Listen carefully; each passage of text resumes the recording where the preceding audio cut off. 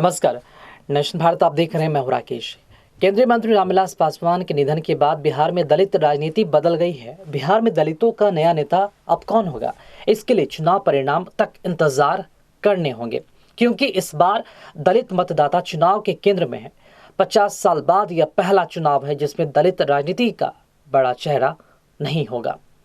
लोजपा अध्यक्ष चिराग पासवान अकेले चुनावी मैदान में उतर चुके हैं। उनकी नजर दलित वोटों पर है। राजनीति में उनका मुकाबला करने के लिए मुख्यमंत्री नीतीश कुमार ने भी अशोक चौधरी और जीतन राम मांझी को आगे किया है। महागठबंधन की नजर भी 16% दलित वोटों पर है। लिहाजा परिणाम के बाद यह तय होगा कि दलितों का अगला नेता कौन होगा। चुनाव के बीच रामविलास पासवान के निधन से चिराग की चुनौतियां काफी बढ़ गई है। यह सही है कि लोजपा को कुछ सहानुभूति वोट मिल सकता है, पर चिराग के सामने लक्ष्य खुद को दलित नेता के तौर पर स्थापित करना है और इसके लिए उन्हें पासवान के साथ रविदास और मुसहरों का भी समर्थन जुटाना होगा, क्योंकि दलितों में 70% से अधिक या तीनों जातियां हैं। पिछले 2 विधानसभा चुनाव में लोजपा को 2-3 सीट मिलती रही है। वर्ष 2010 में पार्टी को 3 सीट के साथ करीब 7% वोट मिला था, जबकि 2015 में 2 सीट और 5% वोट मिला था। जबकि लोकसभा में भाजपा और जेडीयू के साथ चुनाव लड़कर लोजपा 8% वोट और 6 सीट जीतने में सफल रही थी। ऐसे में चिराग की राह बिल्कुल आसान नहीं है। लोजपा के एक वरिष्ठ नेता ने ये बताया है कि बिहार में करीब 1.5 दर्जन सीट पर पासवान मतदाताओं की संख्या काफ़ी अधिक है और इसके साथ लगभग 50 सीट पर भी पासवान मतदाता हैं।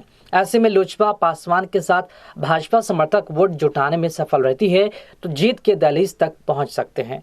पार्टी इसी रणनीति के तहत विधानसभा चुनाव लड़ रही है। राजनीतिक जानकार मानते हैं कि रामविलास पासवान का कद बहुत बड़ा था। इसके साथ ही वह परिवार के सभी सदस्यों को साथ लेकर भी चलते थे। कार्यकर्ताओं को भी उन तक सीधी पहुंच थी। ऐसे में चिराग के लिए पासवान समुदाय को एकजुट रखते हुए परिवार को भी साथ लेकर चलना होगा, क्योंकि कई नेता मानते हैं कि उन्हें परिवार के अंदर भी चुनौती मिल सकती है। अब देखना यह होगा कि चुनाव के बाद किस तरह के समीकरण बनते हैं।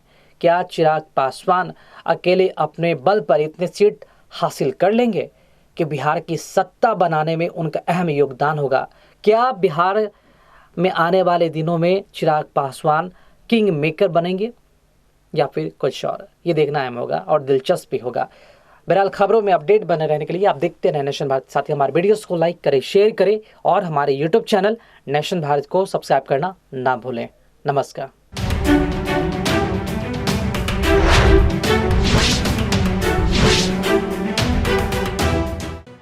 लेटेस्ट खबरों से जुड़े रहने के लिए हमारे चैनल नेशन भारत को सब्सक्राइब करें और बेल आइकन को दबाएं ताकि कोई खबर छूट न पाए।